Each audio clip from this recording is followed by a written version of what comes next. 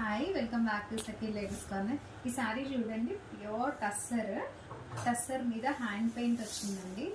ఇది కూడా ఇంక్రీజింగ్ ప్యాటర్న్లో, అంటే కట్టు చెరుకులో నుంచి కొంచెం స్టార్ట్ అయ్యి ఇంక్రీజ్ అవుతూ వెళ్తుంది పళ్ళు సైడ్కి.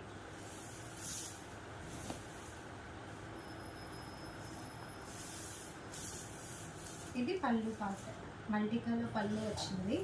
మీకు హ్యాండ్ పెయింట్ మీద కూడా మొత్తము ఆరి వర్క్తో హైలైట్ చేశారు, చూసారా?